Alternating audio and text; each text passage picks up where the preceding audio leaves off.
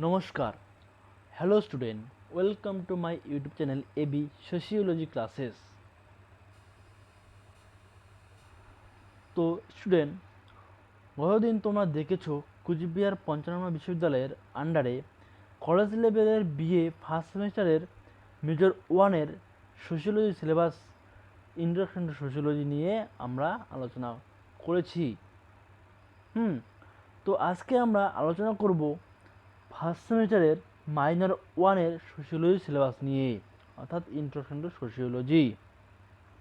যারা BA মাইনরে sociology বিষয়টি নিয়েছো তাদের জন্য এই ভিডিওটি খুবই প্রয়োজনীয় ও গুরুত্বপূর্ণ।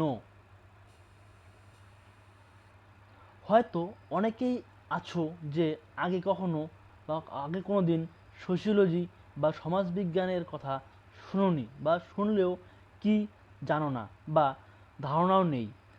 তাই তো কুচবিহার পঞ্চানন ইউনিভার্সিটি বা বোর্ড সোশিওলজিকে জানার সোশিওলজিকে বা সোশিওলজিকে সমাজবিজ্ঞানকে বা সমাজতত্ত্বকে আগে জানার জন্য বা বোঝার জন্য তোমাদের প্রথমেই দিয়েছে কি ইন্ট্রোডাকশন টু সোশিওলজি, অর্থাৎ সমাজবিজ্ঞানের ভূমিকা। যে সমাজবিজ্ঞান কি, সমাজবিজ্ঞান কাকে বলে, ইডিসি ইডিসি বিষয়। ঠিক আছে, তাহলে চলো বেশি দেরি না করে শুরু করা যাক আজকে আমাদের সোশিওলজি মাইনর ওয়ানের ভিডিও নিয়ে।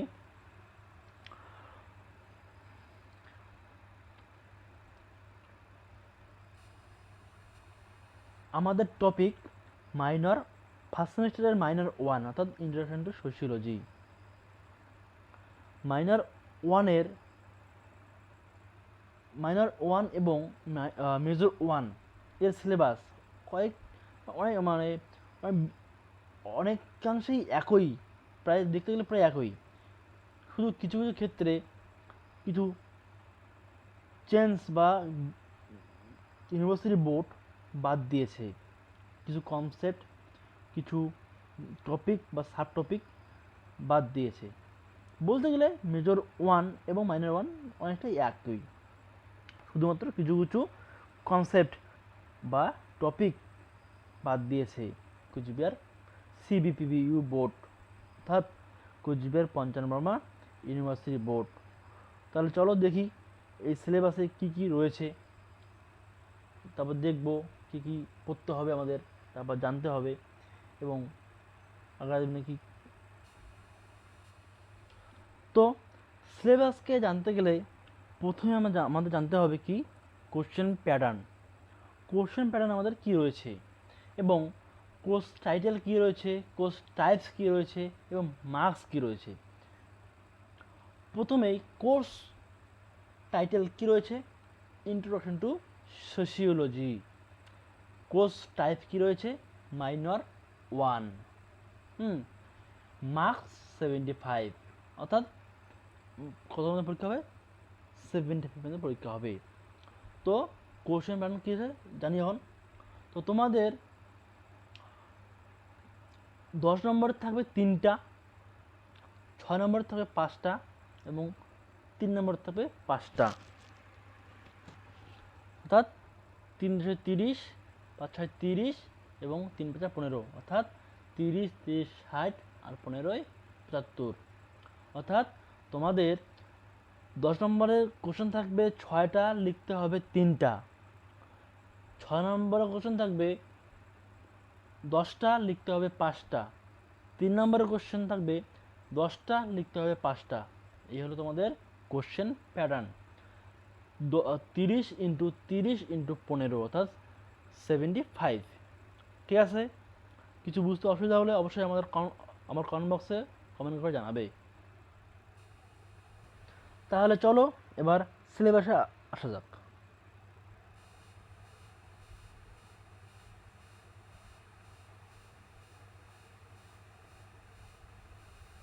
Major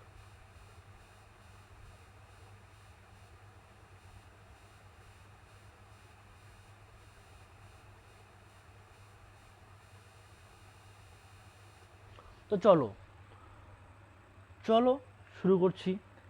introduction to sociology. প্রথমে আমাদের দেখতে হবে যে সোশিওলজি পড়তে গেলে আমাদের প্রথমে দেখতে হবে কি nature and scope of sociology, অর্থাৎ সোশিওলজির প্রথম ধাপেই রয়েছে প্রকৃতি ও পরিধি সমাজবিজ্ঞান, অর্থাৎ সমাজবিজ্ঞানের প্রকৃতি ও পরিধি কি রয়েছে। প্রথমেই রয়েছে হিস্ট্রি অফ সোশিওলজি, অর্থাৎ সমাজবিজ্ঞানের ইতিহাস, সমাজবিজ্ঞান কীভাবে উৎপত্তি হইল বা সমাজবিজ্ঞান কীভাবে আসলো। ইন্ডাস্ট্রিয়াল রেভলিউশনের পর সমাজবিজ্ঞানের উৎপত্তি হয়, তারপরে ইটিসি বিষয়ে তোমরা নতুন, তারপরে আস্তে তোমরা আস্তে আস্তে পড়বে, আস্তে আস্তে জানবে। অবশ্যই আমিও আমার ভিডিওতে বা আমার ইউটিউব চ্যানেলের মধ্যে ভিডিওতে আমি অবশ্যই নিয়ে আসবো সোশিওলজি, সমাজবিজ্ঞানের হিস্ট্রি। তারপরে ডেফিনেশন মানে সংজ্ঞা, নেচার অ্যান্ড স্কোপ। নেচারের প্রকৃতি, সমাজবিজ্ঞানের প্রকৃতি, সমাজবিজ্ঞানের পরিধি কতটা জায়গা মিলে বিস্তার করেছে, এবং প্রকৃতি কী, সমাজবিজ্ঞানের প্রকৃতি কী রয়েছে, ঠিক আছে। তারপর রয়েছে সাবজেক্ট ম্যাটার, অর্থাৎ সোশিওলজির অর্থাৎ সমাজবিজ্ঞানের বা সমাজতত্ত্বের বিষয়বস্তু কি রয়েছে, বিষয়বস্তু। তারপরে রয়েছে কি সোশিওলজি বা 2 নম্বরে রয়েছে sociology with other social science. কি রয়েছে sociology with other social science, অর্থাৎ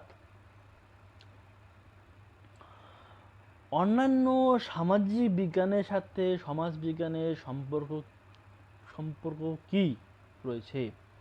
আমরা মেজর ওয়ানে দেখেছিলাম যে এখানে অনেকগুলোই সাব টপিক ছিল, যেমন অ্যানথ্রোপোলজি, সাইকোলজি, ইকোনমিক্স, পলিটিক্স, তারপর হচ্ছে ফিলোসফি, হিস্ট্রি, পলিটিক্যাল সায়েন্স ইত্যাদি বিষয় ছিল। কিন্তু তোমাদের মাইনর ওয়ানে অনেকটাই কম করে দিয়েছে, অর্থাৎ বাদ দিয়েছে। সেগুলো কি কি রয়েছে? অ্যানথ্রোপোলজি অর্থাৎ নৃতত্ত্ব, হিস্ট্রি মানে ইতিহাস, পলিটিক্যাল সায়েন্স মানে তোমার রাজনৈতিক বিজ্ঞান অর্থাৎ পল সায়েন্স, ঠিক আছে। তারপর তোমাদের 3 নম্বরে রয়েছে বেসিক কনসেপ্ট। বেসিক কনসেপ্ট তোমাদের প্রথমেই সোশিওলজি পড়তে গেলে তোমাদের কিছু জানতে হবে যে বেসিক কনসেপ্ট কি রয়েছে।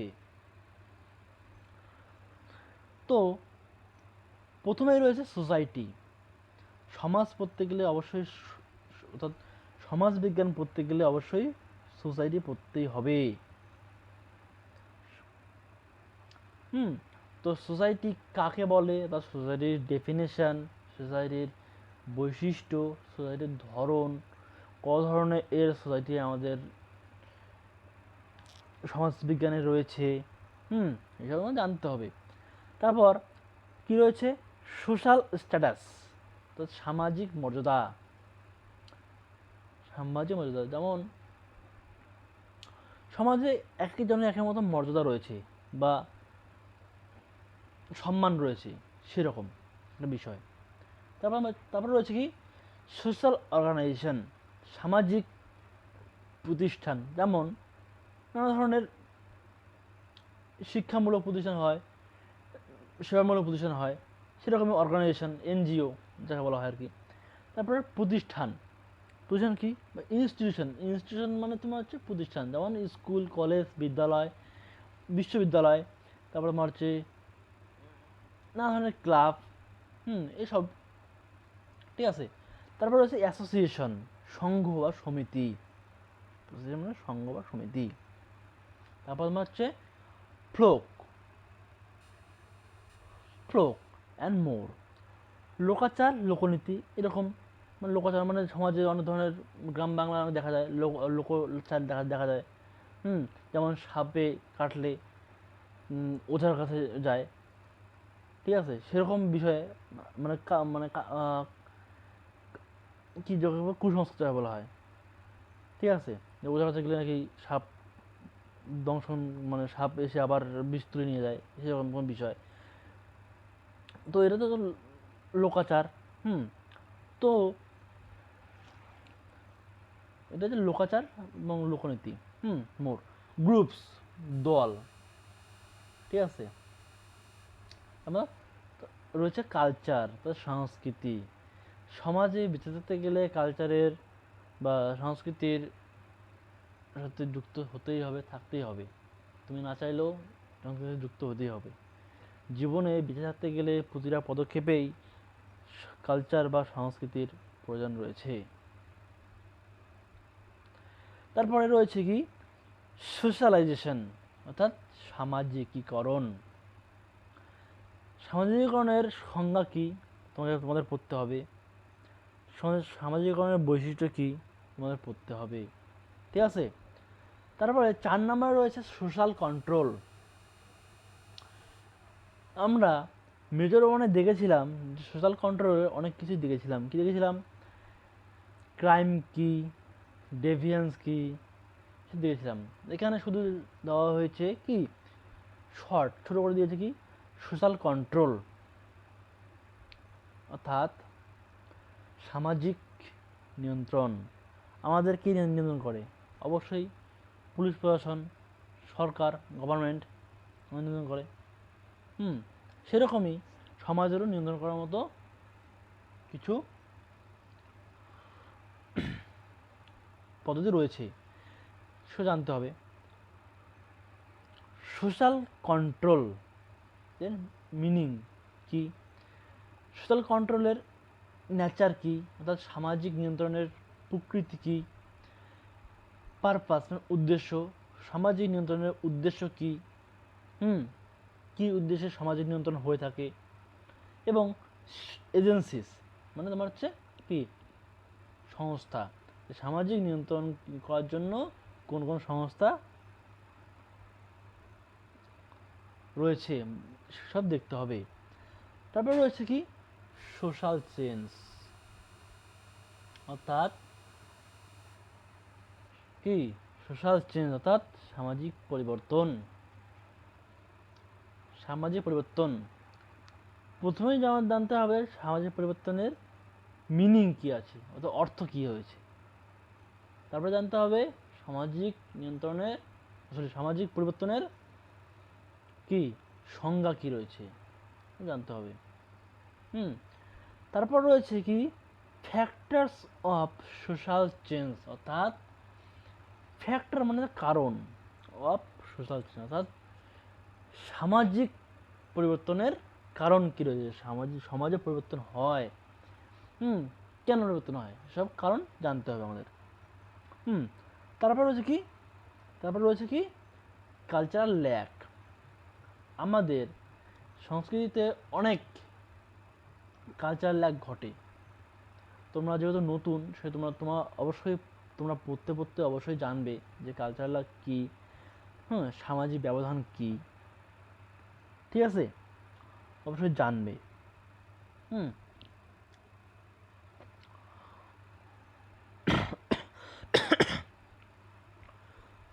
তো 6 নম্বরে রয়েছে বা লাস্ট তোমাদের মাইনর ওয়ানের লাস্ট টপিক সোশ্যাল স্ট্র্যাটিফিকেশন, অর্থাৎ সামাজিক স্তর বিন্যাস। এটা ইম্পর্টেন্ট একটা টপিক, সামাজিক স্তর বিন্যাস তোমরা জানতে হবে, ঠিক আছে। তো চলো দেখি তোমাদের সামাজিক স্তর বিন্যাসে কী কী রয়েছে। তো প্রথমেই তোমাদের দেখতে হবে সামাজিক স্তর বিন্যাস অর্থাৎ সোশ্যাল স্ট্র্যাটিফিকেশনের মিনিং অর্থাৎ অর্থ। তারপর দেখতে হবে সামাজিক স্তর বিন্যাসের সংজ্ঞা কি রয়েছে বা কাকে বলে। তারপর দেখতে হবে আমাদের সামাজিক স্তর বিন্যাসের বৈশিষ্ট্য কি রয়েছে, বৈশিষ্ট্য অর্থাৎ ফিচার্স অর্থাৎ ক্যারেক্টারিস্টিক্স, ঠিক আছে। তারপর আমাদের দেখতে হবে ফ্রম কাস্ট সিস্টেম তার জাতি ব্যবস্থা, ঠিক আছে, জাতি ব্যবস্থা দেখতে হবে, ঠিক আছে। তারপর দেখতে হবে ক্লাস তার শ্রেণী ব্যবস্থা। তারপর দেখতে হবে ক্ষমতা বা পাওয়ার। তারপর দেখতে হবে লিঙ্গ জেন্ডার। ঠিক আছে, তো কী দেখতে হবে তোমাদের সামাজিক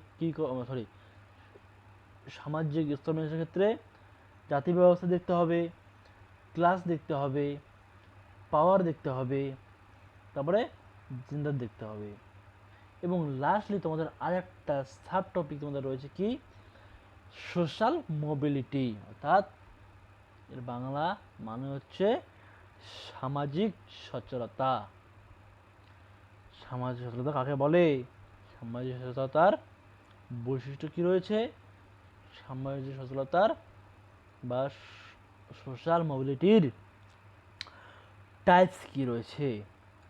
সামাজিক মোবিলিটির টাইপস দুইটি, আর এক হচ্ছে ভার্টিক্যাল অ্যান্ড হরাইজন্টাল।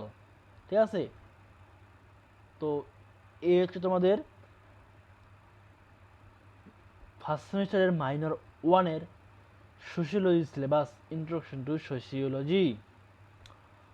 তো ছাত্রছাত্রীরা, তোমাদের যদি চ্যানেলটি ভালো লাগে থাকে অবশ্যই লাইক, শেয়ার, কমেন্ট এবং সাবস্ক্রাইব করে দিবে, এবং আমার পরবর্তী ভিডিও যাতে খুব তাড়াতাড়ি পেয়ে যাও বা সবাই তোমরা দেখতে পাও, তাই সাবস্ক্রাইব করে রাখবে এবং তোমাদের বন্ধুবান্ধব এবং সবাইকে বা বন্ধুবান্ধবদের শেয়ার করো, যাতে তোমাদের তাদের বুঝতে বা জানতে সুবিধা হয়, বা সোশিওলজি কী জানতে সুবিধা হয়। এটা তো এটাই তোমাদের আজকে মাইনর ওয়ানের সোশিওলজি সিলেবাস। যদি তোমাদের কিছু জানতে থাকে অবশ্যই কমেন্ট বক্সে জানাবে, যদি বুঝতে অসুবিধা হয় অবশ্যই বলবে, আবার বুঝিয়ে দিব। তো আজকে এই পর্যন্ত থাকলো। সবাই ভালো থাকবে, সুস্থ থাকবে, ধন্যবাদ।